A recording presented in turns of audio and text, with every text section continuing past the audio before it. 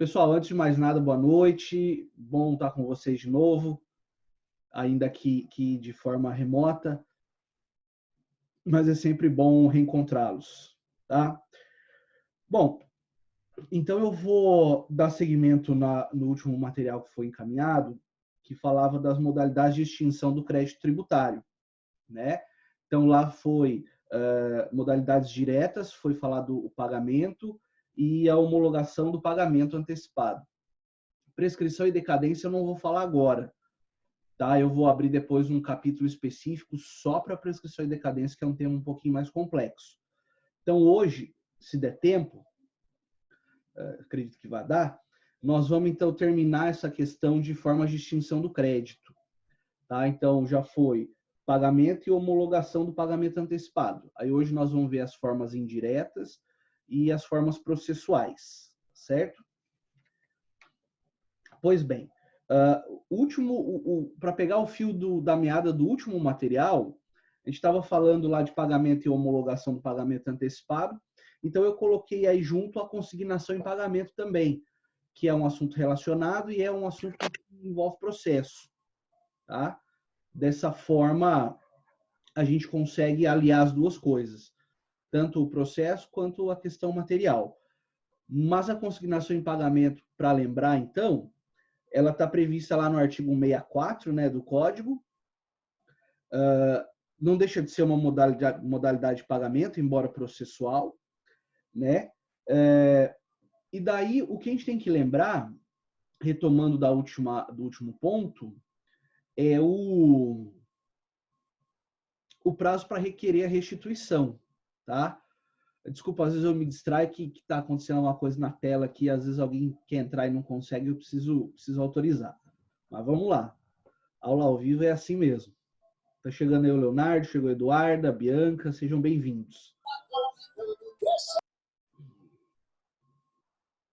Então vamos lá. Ó, o prazo para requerer a restituição é prazo quinquenal, né? Nós vamos perceber que geralmente no direito do trabalho os prazos são quinquenais, tá?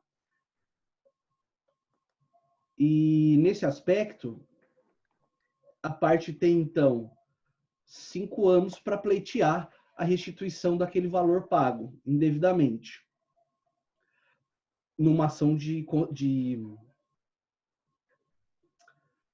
numa ação de consignação em pagamento, quando ele paga, né?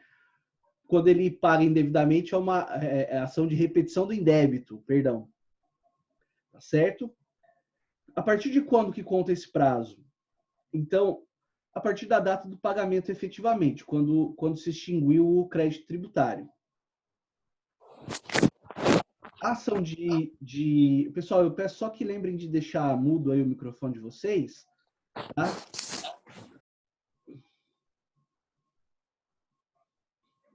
Isso, beleza. Vamos que vamos. Ó, falando agora de consignação em pagamento especificamente, tá? Quando eu ingresso em juízo com uma ação de consignação em pagamento, eu não tenho nenhuma discussão com relação ao direito tributário propriamente dito, né? Porque, na verdade, o que o sujeito, o autor da ação quer é simplesmente pagar, então, veja, ele quer pagar, mas é simplesmente pagar para quem efetivamente tem que receber. Como ele não sabe, ele está numa dúvida ali, ele consigna o valor em juízo e pede a citação desses dois entes que estão exigindo o tributo para que os entes discutam. Exemplo, que a gente sempre deu em sala, uma propriedade localizada no município limítrofe, uma propriedade localizada no limite entre dois municípios. Os dois querem receber o tributo, né? Ou melhor ainda o exemplo, a União quer receber ITR e o município quer receber IPTU daquele sujeito passivo. Ele não sabendo efetivamente o que deve pagar ou para quem deve pagar, ele consigna o valor e chama os dois para discutir em juízo. Tá bem? Então, ó, pode acontecer também a consignação nos casos de, tá lá no 64 seguintes, né? recusa do ente tributante em receber. Então, eu não tenho nem disputa de dois entes tributantes nesse exemplo. É um ente só. O sujeito passivo vai pagar e ele se recusa pura e simplesmente a receber. Para evitar mora, juros, eventual execução fiscal, o sujeito passivo deposita em juízo e chama o ente tributante para expor suas razões. Essa recusa pode ser direta, que é a recusa pura e simples, ou pode ser uma recusa indireta, quando o ente tributante sujeita o recebimento do crédito, do seu crédito, ao pagamento de um outro crédito pendente, com aquele mesmo ente tributante. Então, é uma recusa indireta também. E daí, nos casos de bitributação, que foi o primeiro exemplo que dei. Tá bem? Importante lembrar, e falamos isso em sala e está nos materiais também, que não existe solidariedade ativa, né, no direito tributário. O sujeito que exige o tributo, pessoa jurídica de direito público, sempre tem que ser uma só que vai receber. Não pode haver dois entes tributantes aptos a receber o mesmo tributo. Tá? Tranquilo? Terminado o processo de consignação, o juiz julga procedente a demanda do sujeito passivo e depois de analisados os direitos alegados, enfim, por exemplo, no caso de bitributação, aponta quem é o ente responsável para receber, não é? Então, aí o que acontece? O juiz converte esse depósito, que foi feito lá no começo do processo, em renda. Quer dizer, o ente tributante vencedor, por assim dizer, no exemplo da bitributação, ele levanta esse dinheiro. Tá bem? Então, vamos que vamos. Lembrar ainda a diferença entre bitributação e bis in idem. Né? A gente falou a exaustão, mas não custa repetir. Bitributação são dois entes querendo receber o mesmo tributo. Bis in idem é o mesmo ente querendo receber duas vezes o mesmo tributo. Também não pode. E no aspecto processual ainda, vai acontecer, no caso de bitributação, um litisconsórcio passivo, necessário e simples. Tá? Tá tudo ok com essas ideias do que é litisconsórcio, né? Então, eu vou ter no polo passivo da ação dois entes tributantes, né? E necessariamente tem que estar os dois entes, aqueles dois que se julgam aptos a receber o tributo. E por que é um litisconsórcio simples, afinal das contas? Porque o juiz vai decidir de forma diferente para os dois. Quer dizer, um ente tributante vai ser apontado como capaz para receber o tributo e outro não. Daí dizer que é um litisconsórcio passivo, que está no polo passivo da ação, claro, necessário, não pode demandar contra um só, tem que ser contra os dois, e simples, porque a sentença será diferente para cada um deles. Tá? Só para lembrar, é diferente do litisconsórcio necessário, né? E unitário, perdão. Porque no unitário o juiz tem que decidir da mesma forma para os dois, não é o caso. E daí, se eu tiver nessa bitributação o ente federativo, a União, aí a Justiça Federal é que é a justiça competente.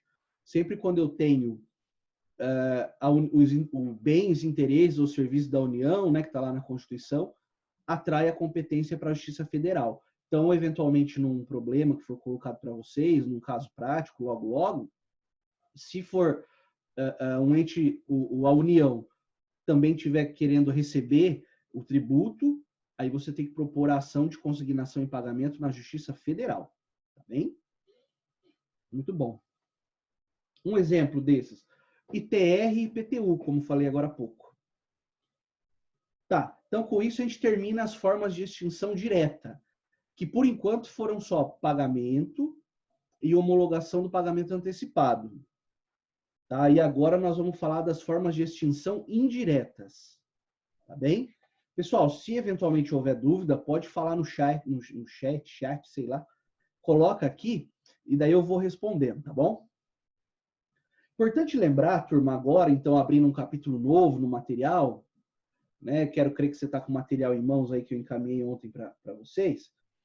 Nas modalidades indiretas, é importante, é imprescindível que haja uma legislação específica sobre o tema do ente tributante, tá? Então, a gente vai falar daqui a pouco de compensação, né? Ou transação, remissão e por aí vai.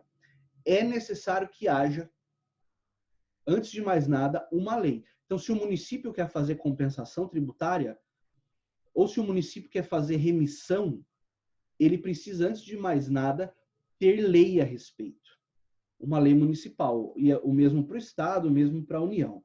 Tá? Muito bom. Comecemos, então, com a primeira forma que está aí no material de vocês, que é a compensação. Ressalvando e relembrando que precisa de lei autorizativa. Tá? Pessoal, a compensação do direito tributário ela é diferente da compensação do direito civil. Tá? Porque lá no direito civil, a gente viu, salvo o melhor juízo no quarto termo, a extinção das obrigações, a compensação é uma forma delas. E, claro, se a obrigação tributária tem natureza jurídica de obrigação, também é aplicável aqui, só que com as peculiaridades próprias do direito tributário. Tá? Pessoal, só para fazer o comparativo, no direito civil, a compensação exige... Bom, primeiro, o que é compensação, não é? A e B, A tem crédito com B e B tem crédito com A. Então, eles são devedores e credores recíprocos. Então, eles podem se compensar. Só que essa compensação é possível apenas com relação a créditos já vencidos no direito civil. No direito tributário, é possível que haja compensação com créditos vincendos, que ainda vencerão. Então, é uma forma já de amenizar a carga tributária sobre determinado sujeito passivo, né, contribuinte ou responsável tributário, vocês lembram bem, com créditos que ainda vencerão. Quer dizer, eu já estou compensando com créditos futuros. Tá? Esse dado é muito importante. Então, o que precisa? Né? De lei autorizativa, tá? Obrigações recíprocas, devedores e credores recíprocos. Os créditos têm que ser líquido e certo, isso parece óbvio, né? Mas não necessariamente precisa ser exigível, olha que interessante. Eles podem ser créditos vincendos. E ainda um dado importante é que eles não podem estar sendo contestados judicialmente. Então, suponha que o devedor do tributo já propôs ação para questionar a legitimidade daquela cobrança, então não há que se falar mais na aplicação da remissão. Tem que ser com créditos que ainda não venceram, tá? E não contestados judicialmente. E daí vamos lá. A compensação não é absoluta, ela não é irrestrita. Existem algumas vedações, que é do 170A do Código Tributário Nacional. Esse artigo 170A do CTN, ele vem para positivar um entendimento que já era um caminho jurisprudencial. Né? Porque a jurisprudência sempre entendeu que o Poder Judiciário não poderia autorizar compensação por liminar. Então, tem súmula, né? Me foge agora o número, mas depois eu coloco para vocês no próximo material. A gente pode fazer um compilado só de súmulas tributárias. O que estabelece, turma, essa súmula, que no mandado de segurança não é possível a concessão de liminar para a compensação de créditos tributários. Então, essa ideia da jurisprudência se tornou positivada no artigo 170A. Ele reforça esse entendimento. Não é? Ele diz, então, que é preciso, além de vedar a liminar, é preciso que a ação tenha tido sentença passada em julgado, para só então eu falar em compensação de créditos tributários. Então, a legislação reforçou o entendimento jurisprudencial. Claro que é uma legislação que protege o fisco, não é? porque só vai se falar em compensação tributária após o trânsito em julgado da ação judicial proposta para pedir esse tipo de instituto. Tranquilo até aqui? Então vamos lá.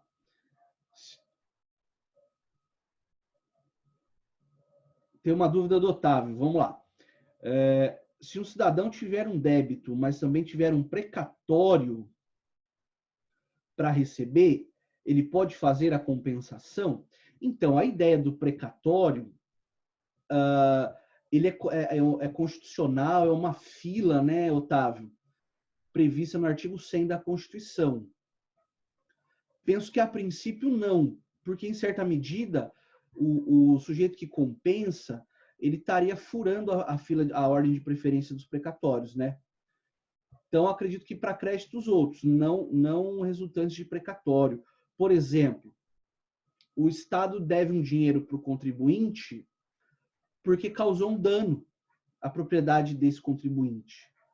Né? Vamos imaginar um motorista do município perdeu o controle do automóvel e destruiu o muro de uma pessoa. Quer dizer, isso é um ilícito que o município tem que reparar. Nesse aspecto, acho possível a compensação. Agora, com precatórios, penso que não necessariamente por conta da disposição constitucional. Tá? Não sei se eu te respondi. Se sim, você dá um joinha aí, se não, você continua a pergunta ou faz seu argumento, tá? Maravilha.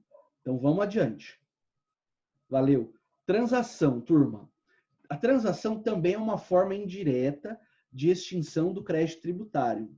Está no artigo 171 do Código Tributário Nacional, né? E ele acaba, em certa medida, trazendo alguns conceitos consigo do Código Civil, tá bem?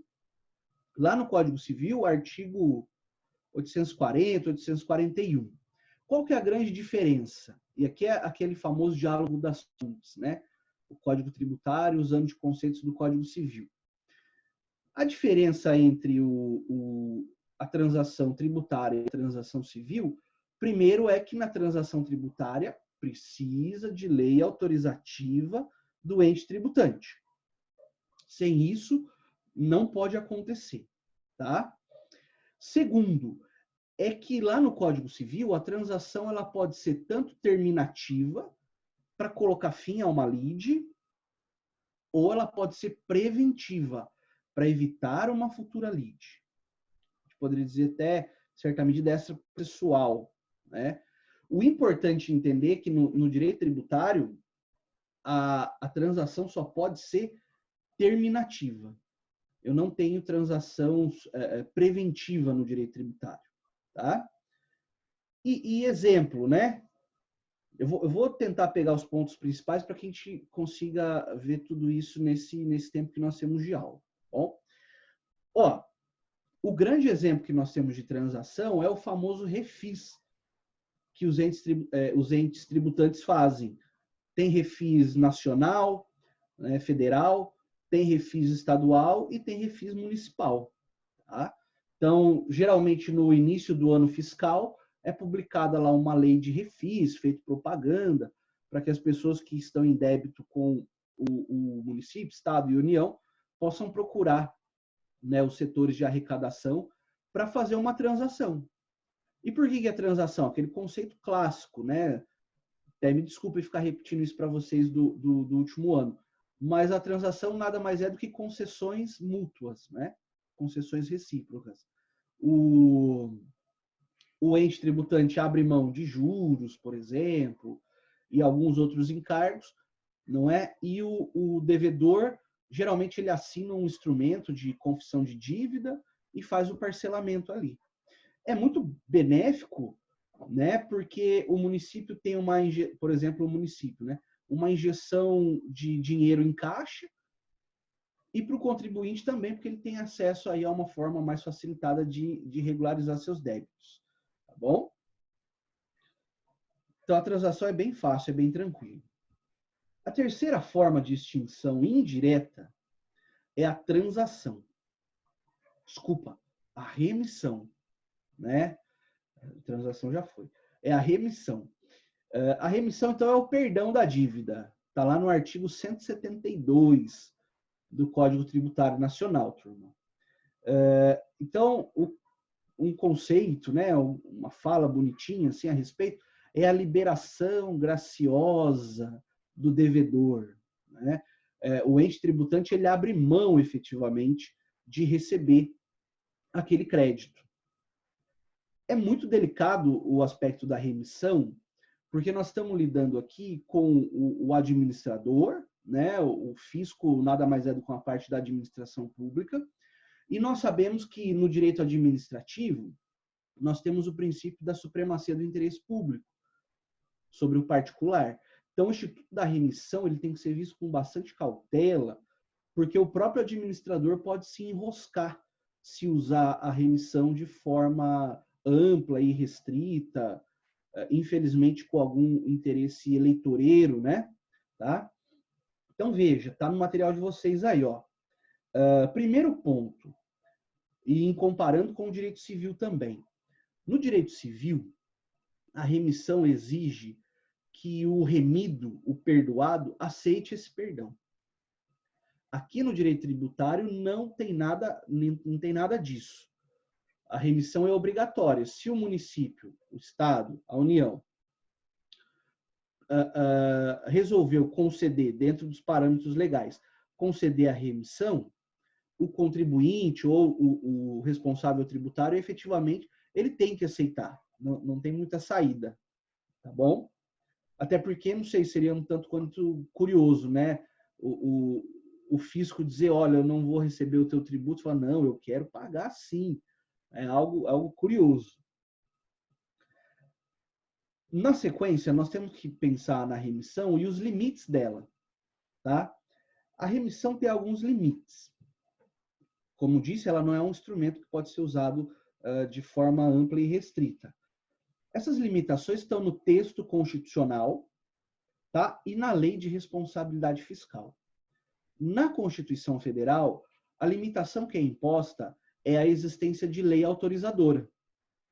Então, como dissemos agora há pouco, leis que são publicadas anualmente, no caso específico do Refis, do exemplo do Refis. E, além disso, a Lei de Responsabilidade Fiscal também impõe restrições. Porque se o administrador conceder uma remissão indevida, ele vai estar fazendo renúncia de receita.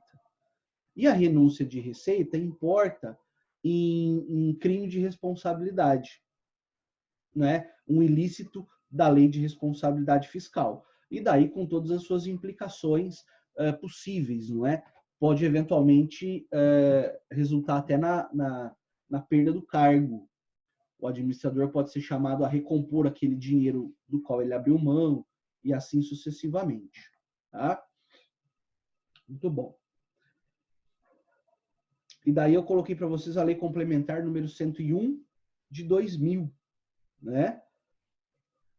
Que coloca assim no seu artigo 14, parágrafo 1º. Eu vou pedir licença para fazer a leitura.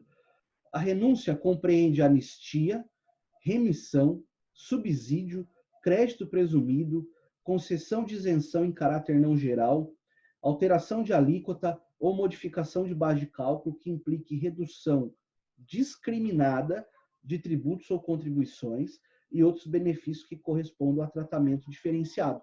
É importante saber que precisa haver previsão orçamentária para essa queda de arrecadação. Tá? Muito bom. E daí, no artigo 14, parágrafo 3º, inciso 2, existe uma previsão bastante importante, bastante instrumental, que é no seguinte: pode haver a remissão, o perdão, o esquecimento daqueles créditos cuja cobrança seja mais cara do que o próprio valor a receber, não é? Nós sabemos que existe um custo para movimentar a máquina administrativa ou mesmo judicial para receber esses créditos. Então, se o crédito for menor que esse custo, pode fazer a remissão. E daí não vai incorrer em ilícito da Lei de Responsabilidade Fiscal. Tá bem?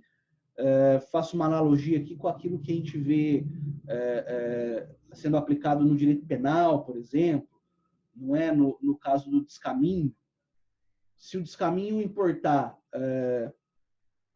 evasão tributária de até R$20 mil, é considerado insignificante esse valor para o fisco. Certo?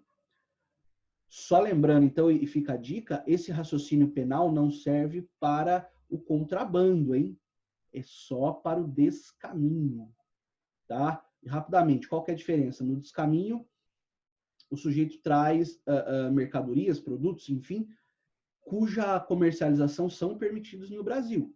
E daí ele esconde o fato gerador, né? Lembra que a gente falou de evasão, ilusão tributária? Então, ele esconde o fato gerador para não pagar o tributo. No contrabando, são produtos cuja comercialização é proibida no Brasil. E daí, por óbvio, que não se pode aplicar o princípio da insignificância nesse caso. Certo? Muito bom. E daí eu posso ter, claro, remissão total ou remissão parcial do tributo, né?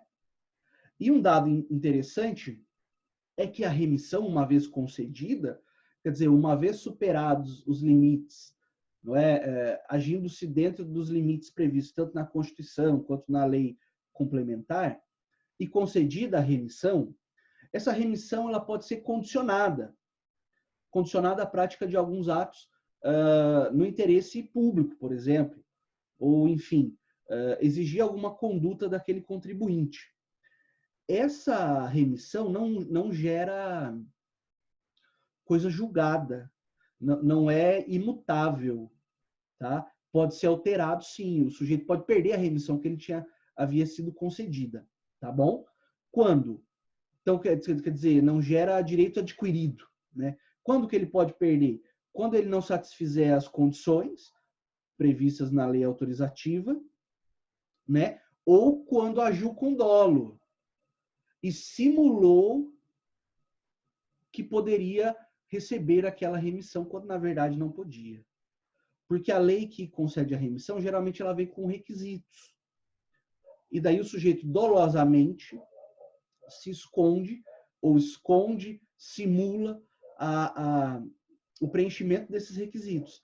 E daí, se depois for descoberto, ele vai perder o direito à remissão e o tributo vai ser cobrado com juros, com mora, enfim, com todos os encargos cabíveis ao caso.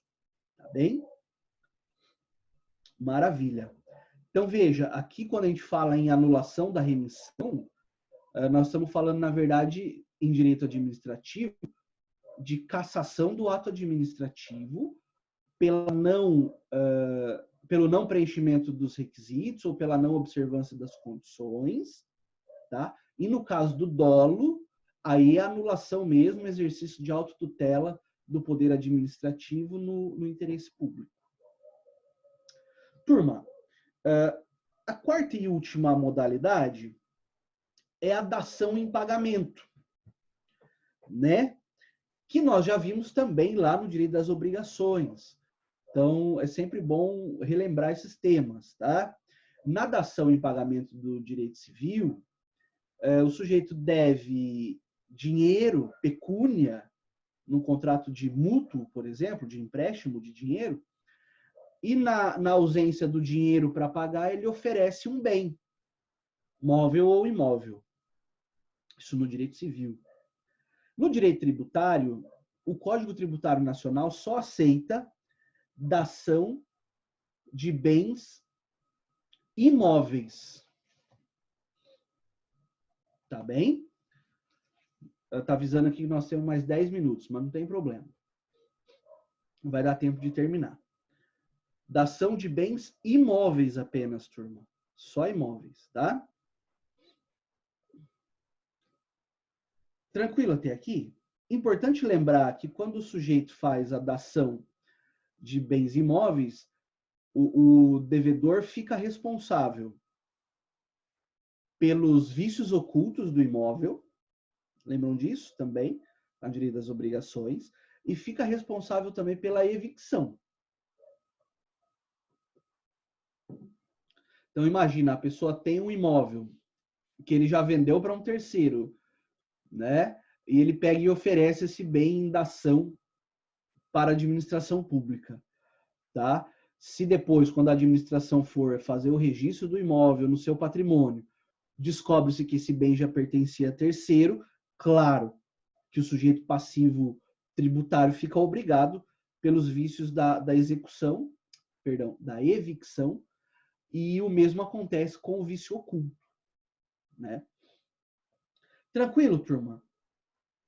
Eu não estou ditando a aula porque depois a gente vai salvar isso lá no Ambiente Conhecer e vai estar no YouTube também, tá? Maravilha.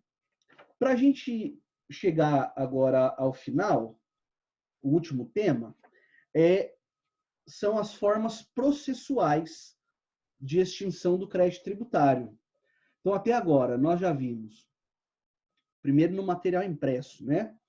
As formas diretas de extinção do crédito tributário. Aí agora, hoje, vimos as formas indiretas. Qual que é a diferença da direta e da indireta, basicamente?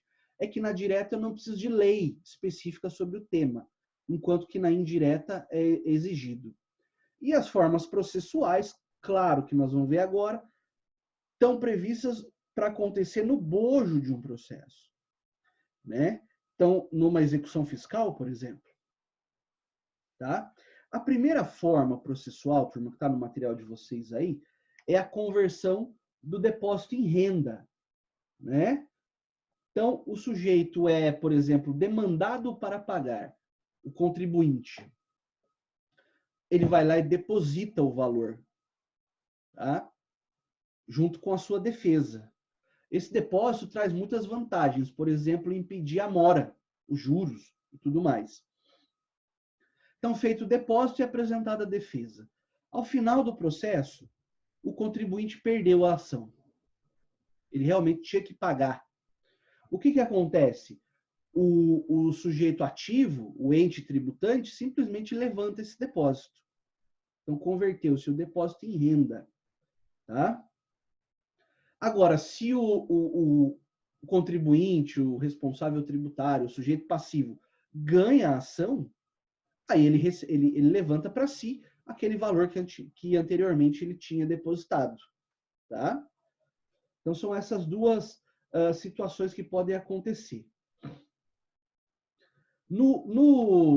Na conversão do depósito em renda, não existe uma disposição legal específica a respeito desse tema. Até porque parece ser uma decorrência óbvia do processo, né, da solução processual dada àquele caso. Mas, então, a doutrina diz que é possível usar como arrimo legal o artigo 32, né, da Lei de Execução Fiscal. Está lá assim, ó, após o trânsito em julgado da decisão, o depósito monetariamente atualizado, claro, ele fica numa conta que vai sendo atualizada frequentemente, será devolvido ao depositante, no caso dele ganhar, que é o contribuinte, o responsável tributário, ou entregue à Fazenda Pública, no caso do fisco ser o vencedor da ação, mediante ordem do juiz competente. Então, depende, claro, de uma autorização do juiz para levantamento. A segunda forma é a consignação em pagamento, que já falamos no começo dessa aula e está também no material de vocês. Eu só ressalto que eu vou voltar, nós vamos voltar a falar depois de questões processuais, estudando com mais vagar, ação por ação. Tá? A terceira forma é a decisão administrativa irreformável. Lembra que já colocamos no quadro uma vez, antes da quarentena, que o devedor, quando notificado para pagar, quando notificado extrajudicialmente, ele pode apresentar a defesa diretamente perante a administração pública. E daí vai ser aberto um processinho administrativo lá na administração, no ente tributante. Tá? Ao final, se essa ação, melhor dizendo, se esse procedimento administrativo for favorável ao contribuinte, existe coisa julgada administrativa e o fisco não pode tentar rever esse caso no Poder Judiciário.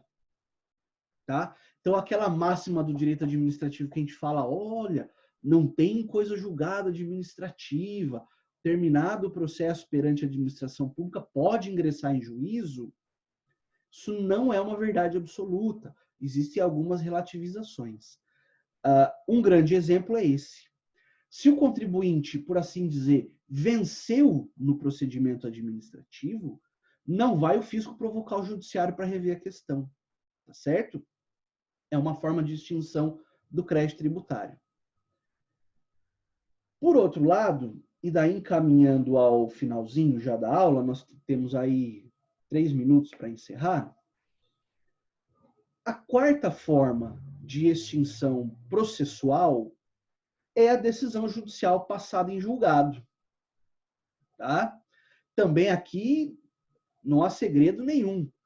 Pouco importa quem venceu a ação, se venceu o contribuinte ou se venceu o fisco. Vai ter coisa julgada e ponto, não se discute mais. Tá? Agora, claro que se quem venceu foi o contribuinte, que não quer pagar, aconteceu extinção do crédito tributário por uma decisão judicial passada em julgado. Tá? E se o fisco venceu, em certa medida, nós também vamos ter extinção, porque daí o contribuinte perdeu a ação, vai ser ordenado o pagamento, se ele não pagar, vai para a fase de cumprimento de sentença, expropriação de bens e tudo mais, com a satisfação do crédito do fisco. Não é? Com isso, então, nós encerramos as formas direta, indireta e processual. Eu tomei o cuidado de pôr no material de vocês aí algumas modalidades de extinção que não estão previstas no Código Tributário, mas são oriundas do diálogo das fontes, não é? Das fontes legais. A primeira forma é a confusão, também está lá na matéria de extinção das obrigações do civil. Imagina o seguinte caso: o município é credor de IPTU do terreno X, mas o município vai e desapropria aquele terreno por razões outras, a gente sabe que tem que demonstrar os motivos na desapropriação, mas aquele terreno, então, que era o fruto, era a fonte, perdão, de uma cobrança tributária, passa a fazer parte do patrimônio do fisco. Então, não teria como o fisco cobrar o IPTU dele mesmo, não é verdade? E a segunda forma é a impossibilidade de cumprimento da obrigação. O exemplo que está no material é assim: o sujeito falece e não deixa bens. Ele devia para o fisco, mas o fisco não vai ter como comprar, porque vale aquela máxima, a morte dissolve tudo, inclusive a obrigação tributária. E por último, a novação. A novação é quando se renova a obrigação. Tá? Tem alguns requisitos básicos, que é o devedor contrai nova obrigação com o credor, né?